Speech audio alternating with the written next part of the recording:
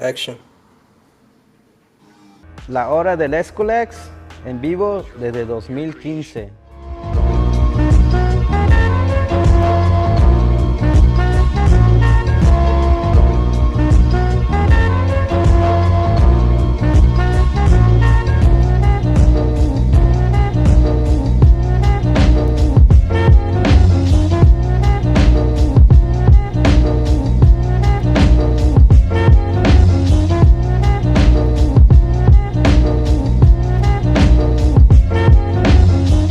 What's going on, guys? Welcome to the new Eskwilax Hour episode. This is 173. Today we're actually doing a reintroduction to the show, and my co-producer Henry, he's actually going to be asking me a few questions in regards to the show, where we've been and where we taking the show. And yeah, again, this is episode 173. Welcome again. I'm your host, Efrain Martinez, and then co-producer Henry's on cameras and audio. And yeah, let's get right to it. All right, what's up, everybody? My name is Henry Quintanilla. You can also call me Hoken. Obviously, I'm gonna be asking Efrain a few questions. So, right off the bat, we're gonna start with. I'm sure everyone has always wondered where you get the name from. So, where'd you get the Eskwilax from? The name itself was actually I used to do graffiti back in the days when I was about, I think I was like 15, 14. That's how I started because I didn't have an outlet. I was what do you call low income, and this, pretty much the school didn't have much funding for the arts. They only funded you if you have like extreme talent. But I was just average, so I just kind of got stuck, and I used what I could in regards to art or art supplies. I learned what I could. So I did graffiti for a couple of years and then just kept doing it until I was like 23, 24. And I had to obviously stop because it's something at some point I grew out of it because I had to get a job and continue to pay bills. So that's kind of where my name was. I went from being, I think it was Choco. That's what they used to call me, Choco. And then I switched it to Eskwilax. And that one just came from a show I used to watch back then. And, it was like, oh shit, this is a dope name that I heard in the show. So I'm going to call myself that. I'm going to call myself the Eskwilax because in my head, I was like mysterious and, whatnot.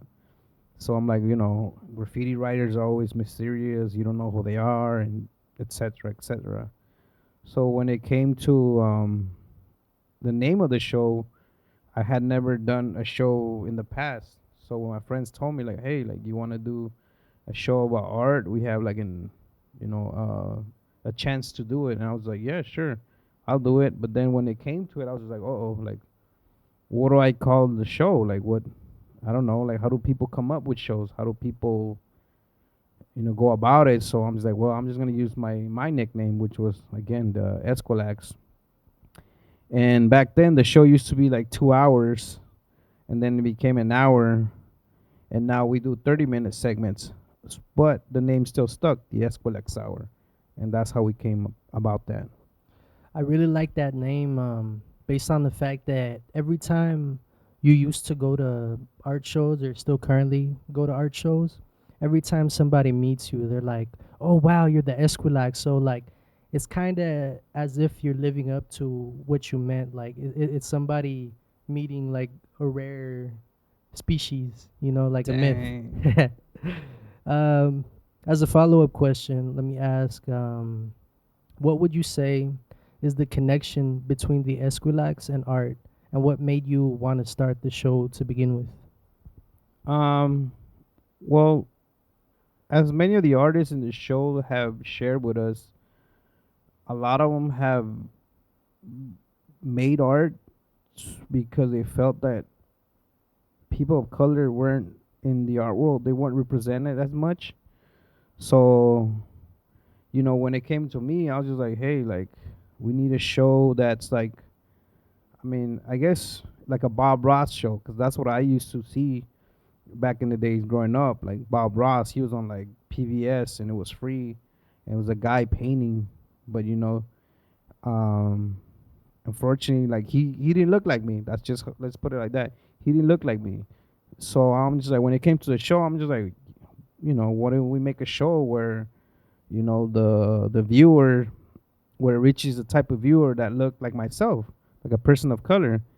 And it wasn't like political or anything. It was more just like wanting to make something that you didn't see growing up, like create in create something that didn't exist. To As far as my knowledge, I don't know if there was a show already back in 2014, 2015 that was doing that, but it wasn't like as popular, so I didn't know about it. So when we made the show was actually in the beginning just about me painting, because that's what I said. Where I got inspired by Bob Ross's show, where he was painting mountains, I was painting graffiti because that's what I knew what to do. It was not until later when somebody recommended, like, how come you don't do interviews in Spanish? So the first few interviews we did, they were sort of like just Spanish based audience. And yeah, I mean, that's kind of how we went about that. So, based off what you said with Bob Ross, I did see some of your early work where you were just making graffiti and making art in front of a camera and just talking. So that makes me wonder, when you actively made art, how did you balance the creative aspects of your work with producing an art show, directing it, talking to the people, everything in between? Well, I mean, back in 2015, I had a coffee shop that was right next to the studio itself, like physically. I could walk out one door and I would go into the next, and it was the studio that was, open to me by my friends. My friends owned it, Louis and his brother Nolan, out in Boa Heights. They were the ones that welcomed me into their space, free of charge. Thank you guys. Always, I was forever be in debt to them, because they're the ones that show me how to direct, produce, create, and uh, yeah. So then we went from creating there, and then I had the 905, which was my coffee shop, that I was being helped by Henry and Lowe and Marco. Everybody, we all kind of helped out in the coffee shop at one point. So we were able to do the coffee shop from like 9 to 4, and then do the show 4 to 5, 4 to 6. So it was a good balance, because having a studio right next to you where you could just like hop in within like 2 3 minutes and then do the show, and it just kind of flowed like water. It was very balanced. And when I was done with the show, because we did the show once a week, all the other days I was either going to art shows, I was painting, I was drawing. And because a lot of my friends were artists, so therefore, they were able to, like, they would bring art supplies in the coffee shop and we just make art. We do small art walks here and there, where you have like 20 other different artists. They would bring their supplies and they would inspire each other. Some would be like painting with paint brushes and acrylic. Some of them would be doing poetry. Some of them were, doing screen printing. There was like a DJ right next to them. It turned into a big like event, but in a small space, and we made the best of it. And that's how I kept the balance: work, art, and the show back in 2015. Would you say having those art walks impacted the Eskwilax Hour in some way? Because being a cameraman for such a long time for the show, I noticed that around that time of the art shows where when we were just getting artists back to back to back. So how do you think the events with your coffee shop impacted in the making of the show itself? Well, I think it kind of gave the artists like more confidence to like be on the show, because again they saw someone like myself that looked like them creating and making a YouTube show about art. And especially in that side of town, it's kind of not very well funded when it comes to art and creating. In this case, this is like a digital platform, like the internet. So I guess, just by seeing me do it every Friday and having access to where they're like, hey, let me see the studio, I'll be like, sure. Like, I'll walk into the studio, because some of the art shows even went into the studio, like as far as inside, physically inside the studio, that we would have tables set up with the vendors. So some of the artists got inspired and got really excited and were like, hey, look, can I be on the show next week? And be like, sure. And they're like, can I bring my friend? I'm like, sure. And they're like, can I bring three of my friends? I'm like, okay. So we had four different artists all in one single episode. So definitely the art walks influenced the artist to be, I guess, more relaxed and more confident to be on the show. And that's what I love so much about the show, because it was able to create a small community with a bunch of different artists, where it was no longer just like, oh, reach out and we'll put you on. It was more now word of mouth, where, you know, oh, like, I'd love for you to interview my friend. And then it slowly became this thing where you were interviewing so many different kinds of people, from art to photography. So I really love that about it. So let me ask, you've been a director and producer for the show for many years now, and have done hundreds of interviews with people from all different backgrounds and mediums. But you didn't always work alone. Can you talk about the past cast members and crew for the show that were able to help make your vision possible? So definitely, I've always been thankful for everyone that's been able to help on the show or contribute to the show many different ways. Of course, like I said earlier, Lewis and his brother Nolan, they let me into their space at no cost. So, I'm thankful for them giving me that chance to learn. And then, of course, after that, once I needed help with the cameras and needed help with the audio and, setting up the stage, or just like making shows where I wasn't the only one talking to the camera, I had help from like an assistant. Her name was Evelyn. This was, like I said, 5 years ago. I haven't spoken to her in a while now, but yeah, there was Evelyn. There was, and then we had hosts that were able to be on the camera, so I didn't have to be on the camera because I also wanted to be behind it. It's because, like, how else are you gonna learn a trade if you're always on camera? But if you're behind it, next to it, in the audio, you learn all the different jobs that includes. So yeah, there's Josie and Angel, and there's also Lo was one of our hosts. Of course, Henry, he's been like again our camera guy, audio person, beat maker. He's also been on a few episodes himself, just to talk about himself back in the days. Uh, and of course, who can forget Marco, or my co-producer? May he rest in peace.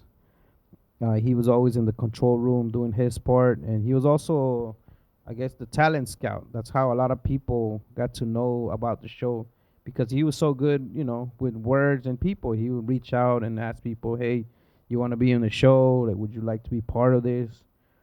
And just his whole personality helped build that trust and with the artists themselves.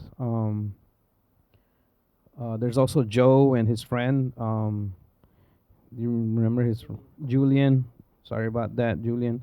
Yeah, Joe and Julian. We had them helping us out back then.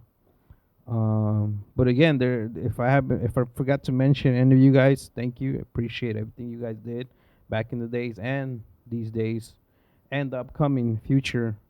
I've had a couple of artists reach me out to me that they want to help out. Like Abstractism, he hit me up a few weeks ago, and hopefully we can get him on camera one of these days. But definitely, again, thanks to everyone that's been able to be on this journey with us and just help create this show.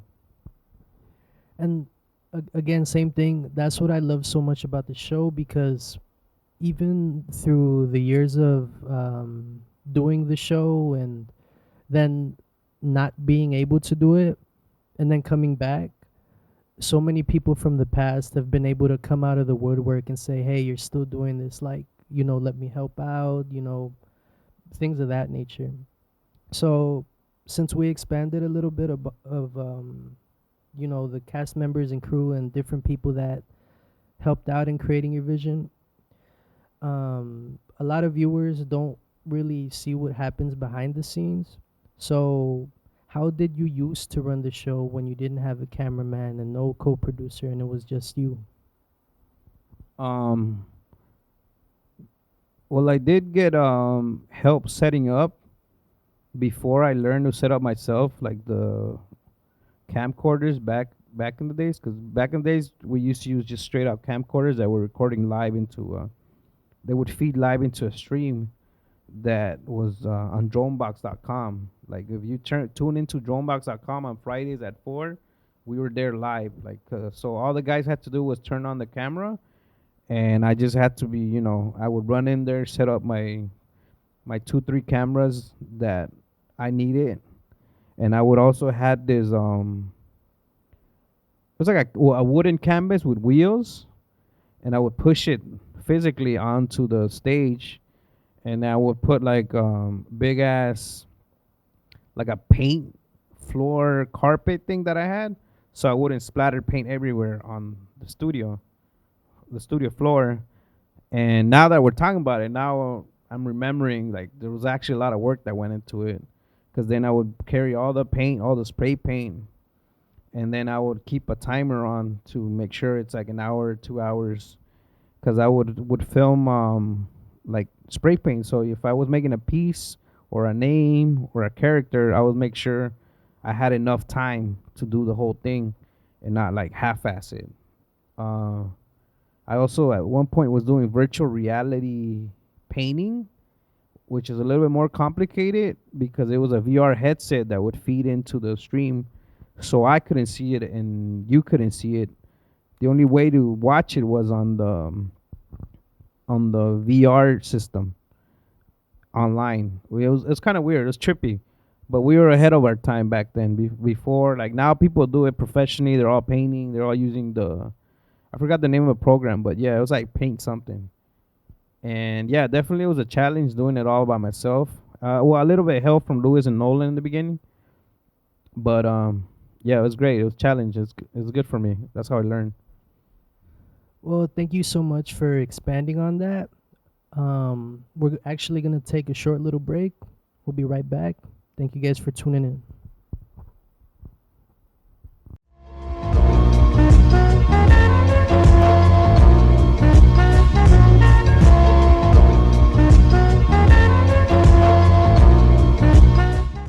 Okay, and we're back.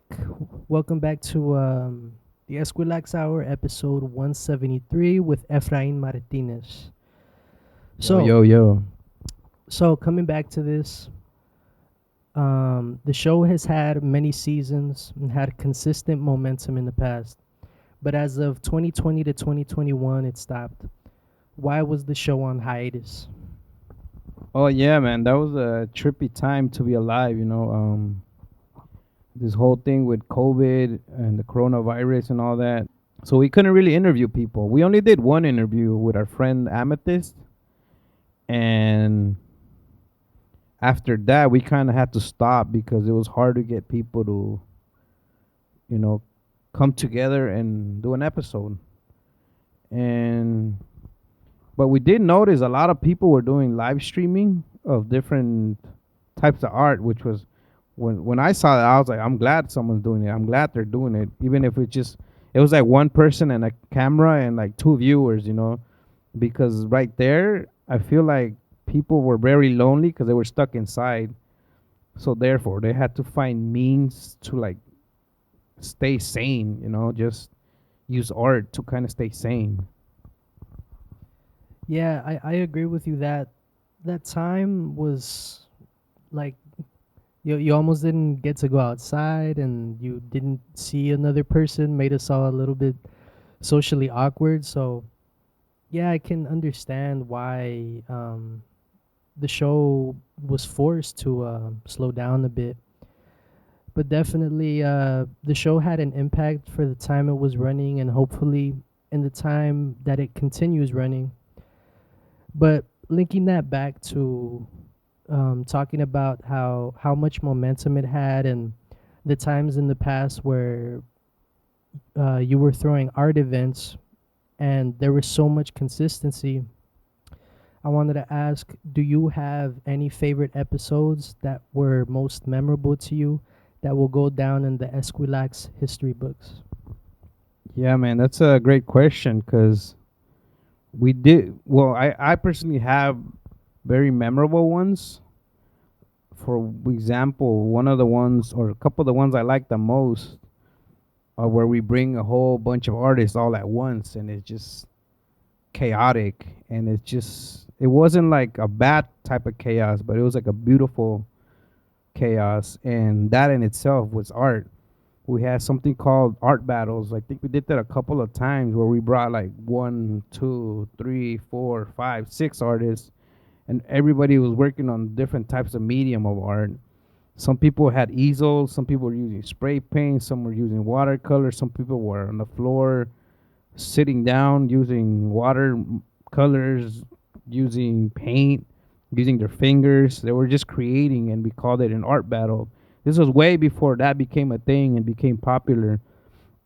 And yeah, we that was like one of my favorite ones because it was just all out. Like everybody's doing everything, and then we had people vote on it online.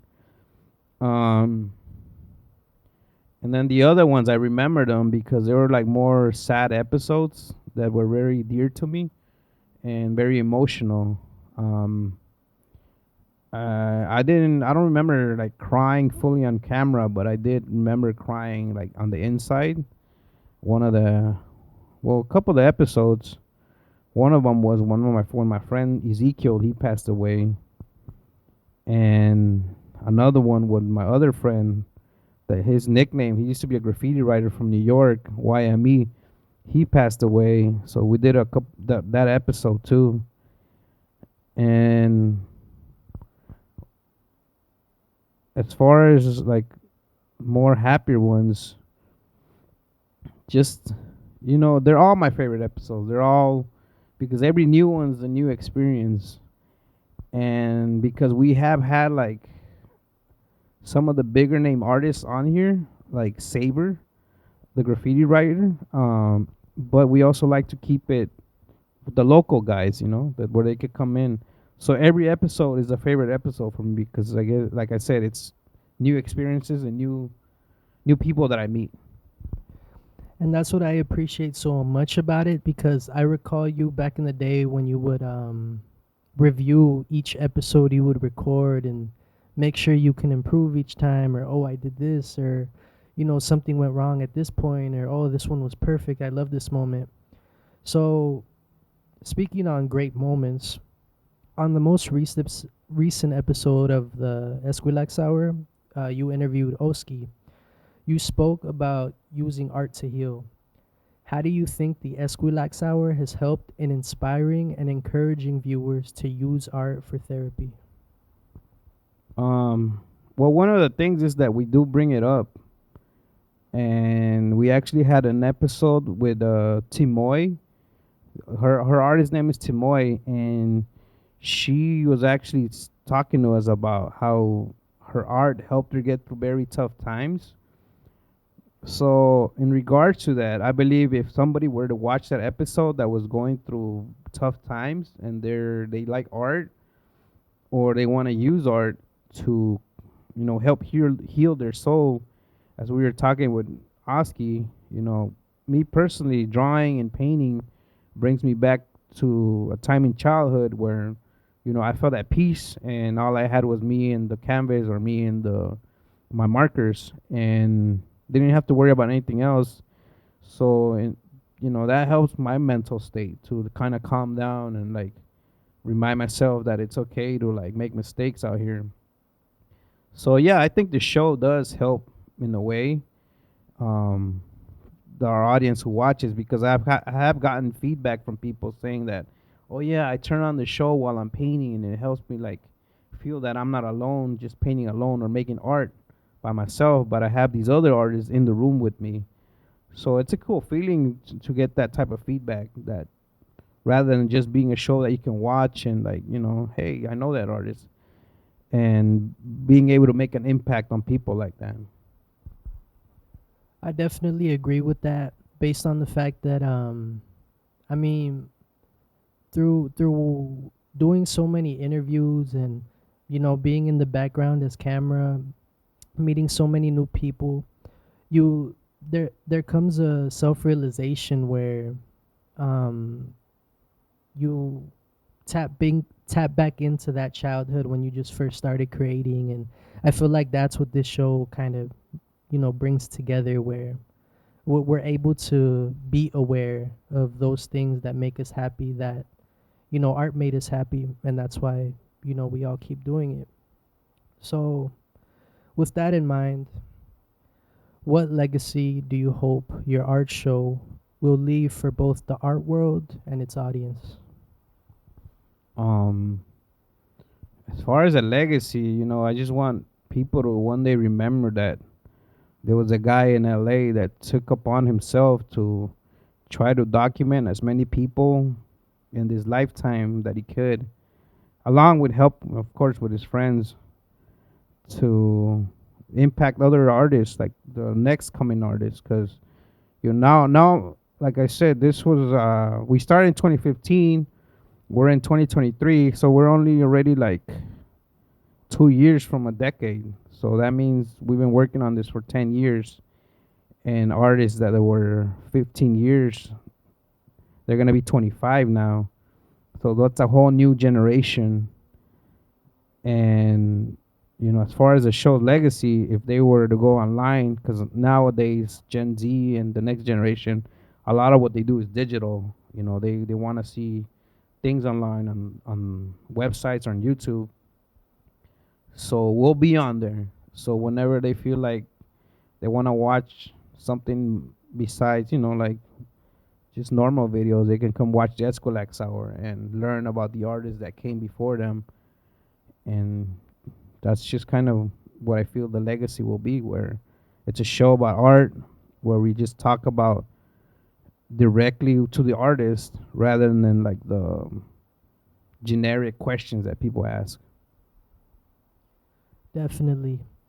I agree all the way. Just, I mean, it's brought a artists a space to talk about their art and really express different boundaries they feel with sharing, with not only their background but why they started, and some of the questions I've been asking you. And it's been a while since we've continued this show, so hopefully it continues consistently again. And with it starting consistently, we do need artists. So how can people reach out to get a slot on the show? You can always message me directly on YouTube. There's like a way on YouTube that people like just leave comments, be like, "Hey, I want to be in the show," or "Hey, how do I get my friends on the show?" We do have like a couple of pages online that we use for just promoting and marketing, like on TikTok or Instagram, and usually through a lot of word of mouth.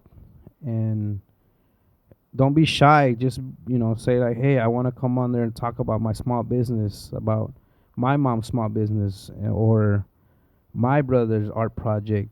It doesn't have to be full on art, because art is many different types of work. Like you could be a musician, a poet, a writer.